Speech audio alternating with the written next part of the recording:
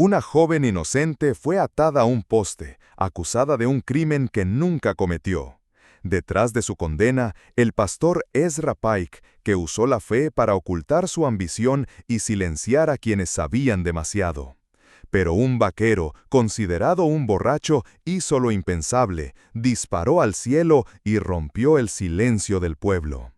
Y solo escuchen cómo ese disparo cambió todo, y por qué, al final, la verdad logró abrirse paso. Al caer el sol sobre Dry Willow, un viento cálido arrastraba polvo rojo por la calle principal, cubriendo las ventanas, los escalones y hasta las palabras no dichas. Todo el pueblo parecía contener la respiración mientras los últimos rayos iluminaban la plaza central, donde una figura solitaria permanecía atada a un poste de madera. Abigail Reese, de apenas 19 años, estaba allí. El velo blanco aún colgaba sobre sus hombros, desgastado por el viento, como si el vestido insistiera en recordar que esto, algún día, iba a ser una boda, no una ejecución. El poste, alto y rudimentario, había sido montado con urgencia, y la leña apilada a su alrededor no dejaba dudas de lo que iba a ocurrir. Abigail no gritaba, no suplicaba. Estaba pálida, sí, pero también firme. Su rostro parecía tallado en algo más duro que miedo. A lo lejos, una campana repicaba sin ritmo fijo, más un aviso que una ceremonia. Una semana antes, su prometido, James Avery, había muerto en un incendio que consumió el granero de su familia. Nadie explicó por qué el fuego empezó tan rápido, nadie preguntó por qué él estaba allí a esa hora, pero sí todos recordaban que, al día siguiente, el pastor Ezra Pike señaló a Abigail desde el púlpito con la voz de quien lleva décadas siendo obedecido. La tentación engendra pecado, el pecado llama al fuego, y solo el fuego purifica. Desde entonces la llamaban la novia virgen, con una mezcla de lástima y condena, como si su nombre ya no le perteneciera, como si el hecho de no haberse casado a tiempo fuera también un crimen. Ahora, frente a ella, Ezra Pike sostenía la Biblia contra el pecho. Su túnica clara agitaba apenas con la brisa. Era un hombre alto, de voz melosa, mirada firme y una calma que imponía respeto incluso entre quienes dudaban en privado. Cuando habló, su tono era el de quien está seguro de que está actuando con rectitud. Hoy el Señor observa, y nosotros debemos obedecer. Que la llama alumbre el camino del arrepentimiento. La multitud no aplaudió, pero tampoco protestó. Sujetaban antorchas, algunas aún apagadas, otras ya crepitando. Hombres serios con las manos callosas y la frente surcada por el trabajo del campo. Mujeres en silencio, con los labios apretados, mirando a Abigail como si ella fuese un espejo que no querían sostener. Niños sin entender, solo sintiendo el peso extraño del momento. A un lado de la escena, con el sombrero en la mano y la mirada clavada en la tierra, el sheriff Tom Rourke sudaba bajo su chaqueta de cuero. No era cobarde, pero sí hombre de realidades. Sabía que la iglesia de Pike era la fuente de caridad, de empleos, incluso del agua en sequía. Su placa, que alguna vez creyó símbolo de ley y protección, se había convertido en un adorno que brillaba menos que las monedas que circulaban entre la parroquia y los bolsillos del pueblo. Podía ver la injusticia, la sentía quemarle la garganta, pero no sabía cómo nombrarla sin que lo nombraran traidor. En el centro, Abigail respiraba hondo, no por serenidad sino por instinto. Sabía que cada aliento podía ser el último antes del humo. No había lágrimas, no porque fuera fuerte, sino porque ya no le quedaban. Lo que sí tenía era una decisión. La noche anterior, Lyle Pike, hijo del pastor, se había escabullido en su celda improvisada en el sótano de la capilla, no para pedir perdón, para advertirle. Si hablas, June resbala en el pozo, y tú la entierras con tus propias manos. June, su hermana pequeña, ojos grandes, 10 años, risas fáciles. Ella no sabía nada de queroseno, ni de pastores, ni de palabras que se usen como armas. Abigail sí. Por eso callaba. De pronto, un sonido nuevo interrumpió los murmullos, pisadas inestables arrastrándose sobre el polvo. Desde el fondo de la calle, entre los haces de luz del atardecer, apareció un hombre tambaleante con sombrero ladeado y chaqueta abierta. Caleb Bone, el borracho del pueblo, el ex explorador, el que hablaba solo detrás del establo y olía a derrota. Los niños lo imitaban para reírse, las mujeres cruzaban la calle al verlo, los hombres simplemente lo ignoraban. Pero Caleb se detuvo frente al círculo de antorchas, tardó en enfocar, tragó saliva y dijo algo que nadie esperaba oír de sus labios resecos. ¿Van a quemar a una mujer sin juicio? La voz le tembló, no porque no creyera en sus palabras, sino porque hacía mucho que no hablaba en público sin whisky de por medio. Un silencio espeso cayó sobre la plaza. Ezra Pike lo miró como si fuera una mosca en la sopa. Le sonrió con piedad fingida, extendió una mano abierta como un padre que tolera a un hijo descarriado. «Hijo, hoy no es día de dudas, es día de obediencia». Y alguien, sin decir una palabra, acercó la torcha a la leña. En ese instante exacto, incluso el viento se detuvo, como si el mundo esperara a ver si realmente iban a hacerlo, si realmente iban a quemar a una muchacha callada, amordazada por el miedo en nombre de una verdad fabricada. Caleb cerró los ojos, apretó los dientes, el tamboreo de su corazón le retumbaba más fuerte que los cantos. El dedo índice rozó el gatillo de su revólver, y el mundo, sin saberlo aún, estaba a punto de cambiar. El silencio que precede al desastre no siempre es absoluto.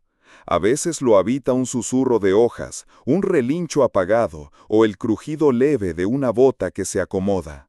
En la plaza de Dry Willow, justo cuando la antorcha rozó la primera astilla, ese silencio fue interrumpido por un sonido seco, metálico, el chasquido del tambor de un revólver girando lentamente. Caleb Bone, con los ojos entornados por la luz del crepúsculo y la mente aún enturbiada por la resaca, levantó el brazo. Pero no apuntó a nadie, no a Ezra Pike, no a los fieles, ni siquiera a la injusticia que se alzaba como humo invisible. Apuntó al cielo. Y entonces disparó. El sonido no fue como los demás disparos, no sonó a amenaza, no sonó a violencia, sonó a ruptura, como si algo más que el aire se hubiese rajado en dos.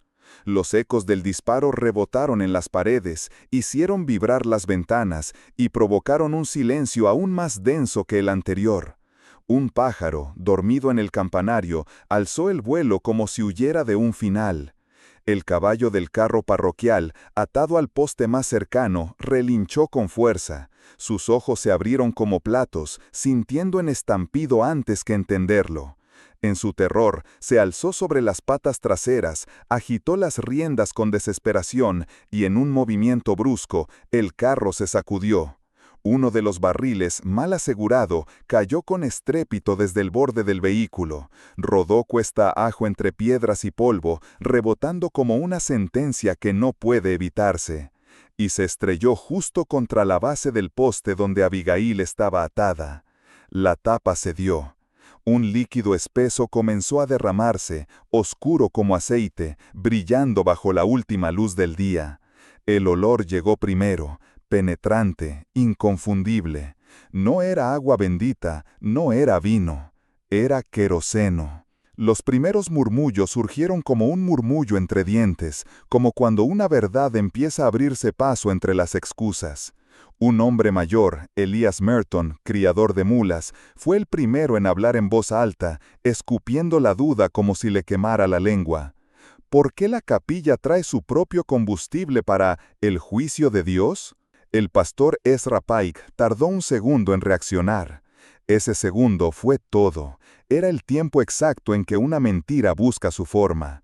Después, su rostro recobró su familiar expresión de compasión medida.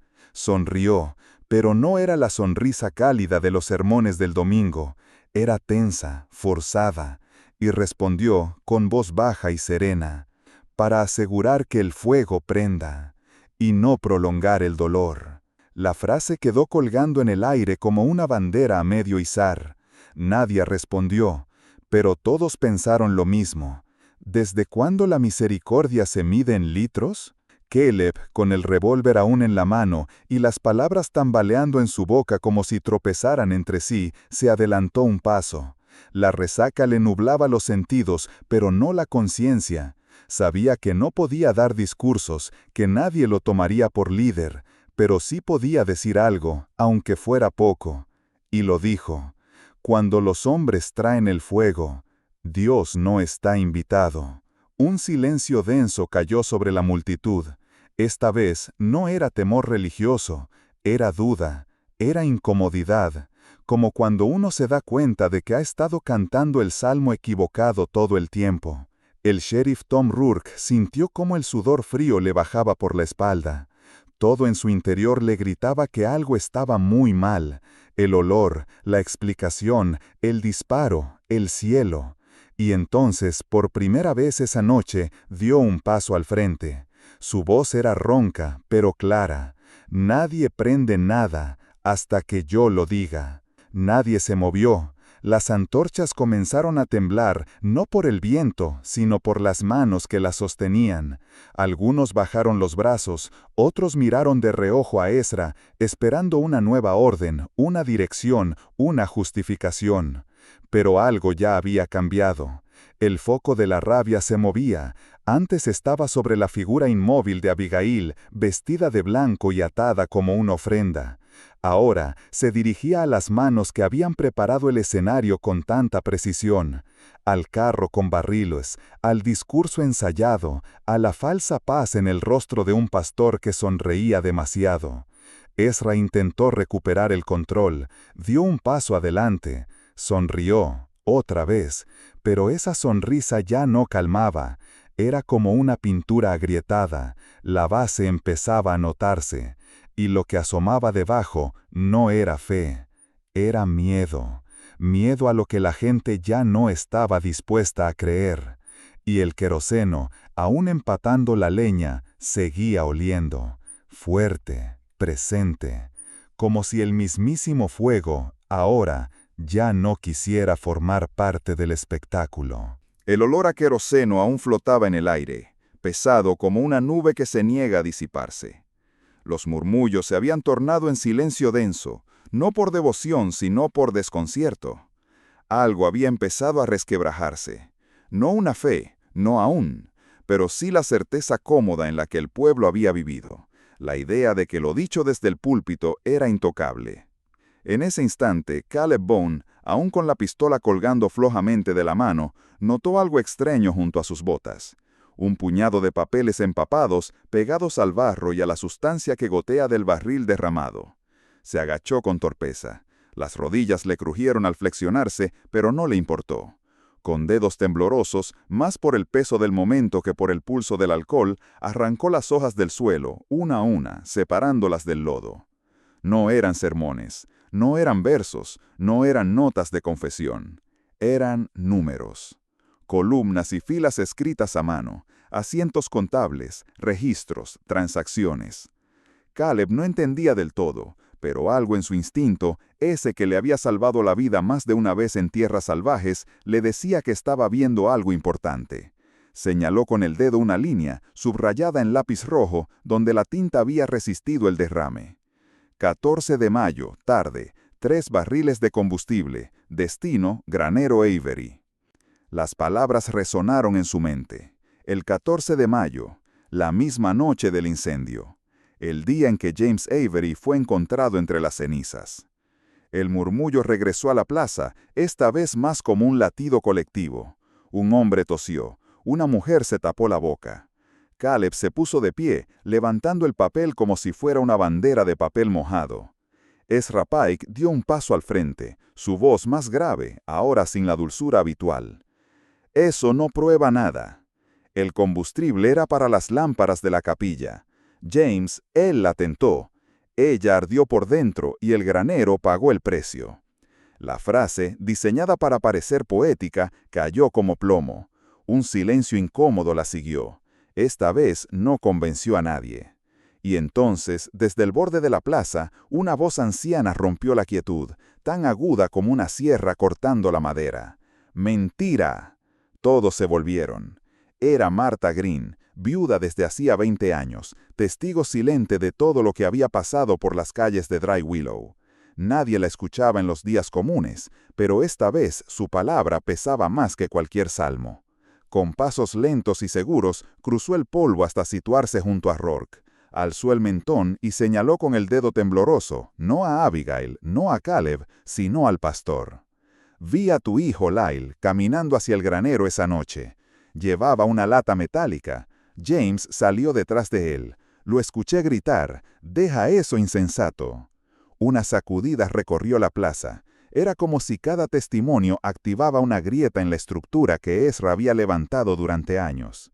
El pastor mantuvo la calma, pero el temblor en su párpado lo traicionaba. Y entonces llegó el tercer golpe. Desde el fondo de la multitud apareció Tess Avery, la hermana mayor de James. Su rostro, normalmente sereno, hoy estaba tenso, la mandíbula apretada, las mejillas encendidas por algo más que vergüenza, determinación. Llevaba una caja metálica en las manos, vieja, abollada, pero cerrada con fuerza. Se abrió paso entre los vecinos y se detuvo justo frente al sheriff. Esto lo encontré en la sacristía, debajo de los mantos bordados. Es de mi hermano.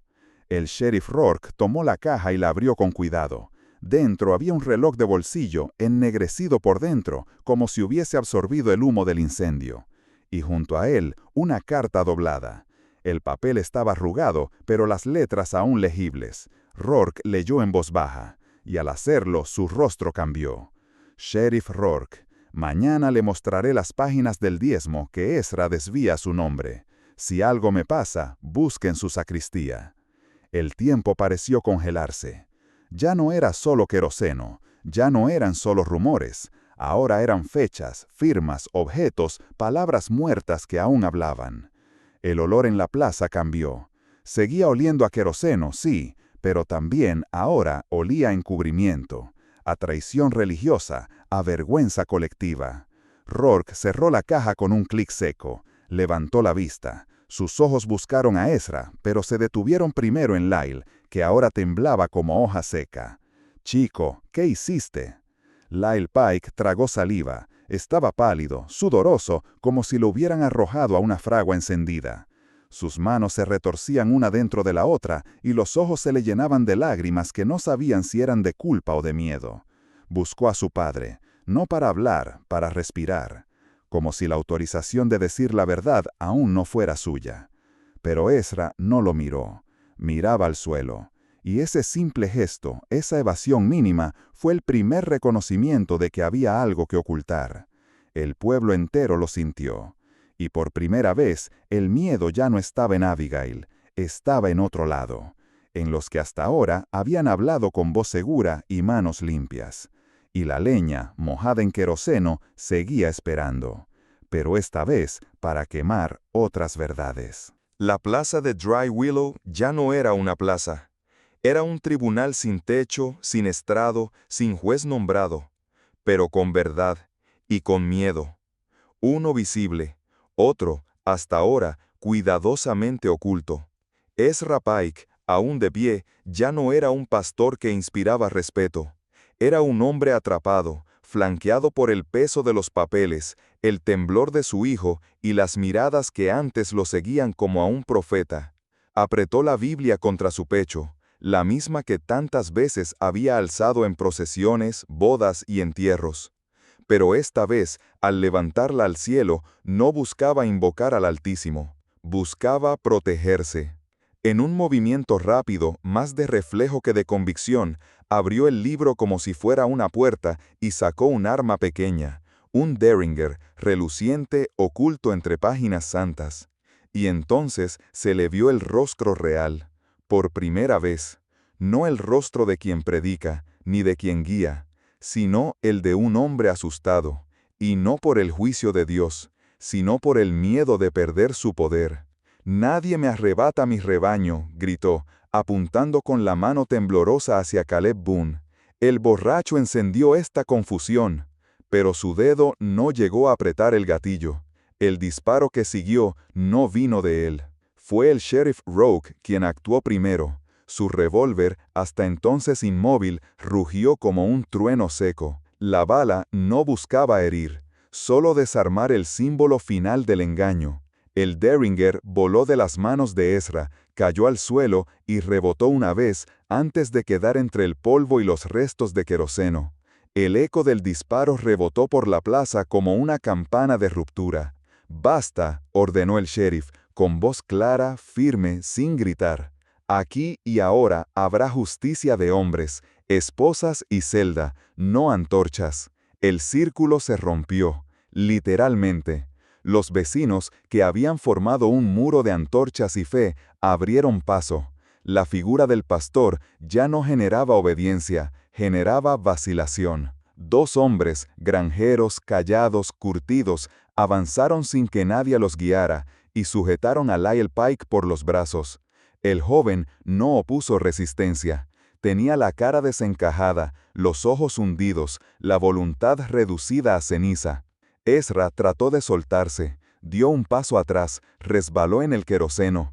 En ese forcejeo torpe, su chaqueta se abrió y de su interior cayó un paquete de cartas atadas con un cordel grueso. Papeles doblados con cuidado, como si alguien hubiese intentado esconderlos bien. Se esparcieron al golpear el suelo. Uno de ellos quedó boca arriba. Se veía la firma de Ezra al pie y una suma escrita en tinta azul, una cantidad que superaba de lejos cualquier gasto regular de la parroquia. No eran oraciones, eran recibos, y lo que demostraban no era fe, sino codicia. Abigail Reese, aún atada al poste, con los brazos dormidos por la presión de las cuerdas, alzaba la mirada por primera vez sin miedo. Su voz, baja pero firme, atravesó el aire como una aguja, directa al centro del pecho de todos. Lyle me amenazó. Yo guardé silencio por mi hermana. James quiso contar la verdad, y murió por eso. No necesitó gritar. Cada palabra pesaba más que el anterior sermón de Ezra.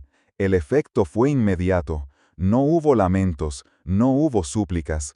Hubo una comprensión fría, colectiva, rotunda. El odio que antes flotaba sin dirección, alimentado por miedo, culpa, rumores, encontró su blanco real. No era la muchacha vestida de blanco, no era la familia Avery, era el hombre que había manipulado a un pueblo entero en nombre del cielo. Ezra, de rodillas entre el lodo, intentó hablar, pero su voz ya no era un faro, era un eco hueco, incapaz de sostener lo que durante años había construido. Caleb Bone, con el arma aún colgando de su costado, bajó la mirada hacia sus propias manos. Temblaban, no de miedo, sino de memoria. En Abilene, años atrás, había visto a un hombre inocente colgado por acusaciones falsas. Él, más joven, no hizo nada, solo observó, y esa culpa silenciosa lo había acompañado desde entonces, gota tras gota, en cada botella que se vaciaba para acallar el recuerdo. No quería ser un héroe, solo quería no ser cómplice otra vez. «Sheriff», dijo sin alzar la voz, «quite esas cuerdas». Rogue lo miró, no como se mira a un loco ni a un bebedor sin rumbo, sino como se mira a alguien que, cuando todos callaban, disparó al aire y rompió la niebla. El sheriff asintió, sacó su cuchillo, caminó hacia Abigail y con manos firmes cortó las cuerdas. Ella cayó de rodillas, no por debilidad, sino por el peso que por fin podía soltar. Nadie aplaudió, nadie vitorió, no era momento de celebraciones. Pero en ese instante, en esa plaza polvorienta con queroseno en el suelo y papeles al viento, la verdad tuvo espacio para respirar. Y Dry Willow, por primera vez en mucho tiempo, volvió a ver el rostro de la justicia. La plaza de Dry Willow no fue testigo de fuego esa noche. No hubo llamas danzando entre los maderos. No hubo gritos ni humo subiendo al cielo cargado de juicio. Solo un silencio que, por fin, era humano. A Ezra Pike y a su hijo Lyle los encadenaron con cuerdas gruesas, las mismas que antes habían atado a una inocente. No hubo necesidad de esposas. El peso de las miradas del pueblo era suficiente. Las antorchas, una a una, fueron apagadas contra la tierra. Algunas las pisaron con rabia, otros con vergüenza. El humo que emergió de ellas no buscaba herir, solo disiparse. Como una disculpa tardía que nadie pidió, pero todos comprendieron. Entonces el cielo, que había observado en silencio, se pronunció. Las nubes, que habían merodeado desde la tarde, soltaron una llovizna fina. No una tormenta, no un castigo. Solo una lluvia humilde, tranquila, que cayó como si quisiera limpiar la plaza, no con fuerza, sino con paciencia. El queroseno, que horas antes había prometido destrucción, chorreó en vano por entre las piedras. Nunca llegó a encenderse, como si la propia naturaleza hubiese decidido negarle la tragedia al pueblo. Abigail Reese, libre al fin, permaneció quieta unos segundos antes de dar un paso. Sus piernas, dormidas, temblaron, pero no cayó. La multitud se abrió ante ella sin decir palabra. Caminaron sus pies por tierra mojada, no como víctima, sino como recordatorio de lo que no se puede repetir. Cuando llegó frente a Caleb Boone, no hubo abrazos, ni lágrimas, ni palabras rebuscadas. Solo lo miró. Él no levantó la mirada de inmediato. Tal vez no se sentía digno. Pero ella no buscaba héroes, solo buscaba justicia que ya no se escondiera. Y entonces dijo, con voz firme, «Gracias por hacer silencio a punta de trueno». Caleb asintió apenas. En sus ojos había algo que hacía tiempo no se veía, claridad. No porque la culpa hubiera desaparecido, sino porque por primera vez había hecho algo para equilibrarla. Ezra Pike, sentado en el barro, mojado por la lluvia y con la túnica pegada al cuerpo, murmuraba versículos. Pero ya no eran sermones, eran susurros vacíos. Palabras que por primera vez no resonaban en nadie, ni siquiera en él. Lyle, a su lado, rompido por dentro, soltó una confesión entre sollozos, sin que nadie lo forzara. «Papá me pidió que asustara a James. Solo debía quemar algo pequeño, romper el compromiso. Pero el fuego subió muy rápido. No quise matarlo, solo obedecer. Yo solo obedecía». Había algo trágico en su voz, una lealtad enferma, nacida no del amor, sino del miedo, del tipo de obediencia que se arrastra y acaba destruyendo más de lo que protege. Rourke, el sheriff, se volvió hacia el pueblo. Su voz no buscaba liderazgo, solo verdad. Mañana vendrá el jurado, vendrá el juez. Hoy ya hay suficiente barro y vergüenza, y con eso, por ahora, basta. La gente no aplaudió, ni lo necesitaba. La justicia había comenzado a andar a pie, no a caballo, no en trompetas. Caleb, aún empapado, metió la mano en el bolsillo interior de su chaqueta y sacó una petaca metálica. La sostuvo frente a sí durante largo rato. La giró, la pesó en la mano, como si dudara de qué parte de su historia aún necesitaba. Luego se acercó al borde de la acequia que rebosaba de lluvia y sin decir nada, la vació. No hizo promesas, no habló de cambios, solo eligió por fe una vez dormir sin esconderse, sin espectros, sin cobardía. Abigail, al volver, encontró a June, su hermana pequeña, corriendo hacia ella entre lágrimas contenidas. La abrazó con fuerza. No como alguien que regresa de la muerte, sino como quien eligió vivir para proteger. Tess Avery, con el cabello pegado a la frente por la llovizna, se arrodilló ante los papeles esparcidos. Tomó entre sus manos el reloj de su hermano, ese que había sobrevivido al fuego, como testigo silencioso. Lo apretó contra el pecho. No lloró, pero la firmeza de su gesto era más fuerte que el llanto. Martha Green, la viuda de espalda encorvada, recogió del suelo una de las hojas contables ya arrugada y mojada. La dobló con un cuidado casi maternal, como quien recoge una flor caída antes de que alguien la pise, y se la guardó en el bolsillo, como si supiera que la verdad, cuando se toca con las manos, no debe volver al barro. Esa noche, Dry Willow no ardió.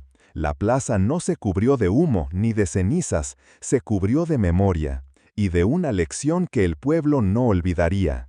La justicia no cae del cielo. Hay que arrancársela al ruido, al miedo, a los altares falsos. Y todo empezó cuando un vaquero, olvidado por todos, disparó al aire. Y con ese trueno rompió el hechizo. para que por fin el pueblo se atreviera a mirar lo que el humo pretendía esconder.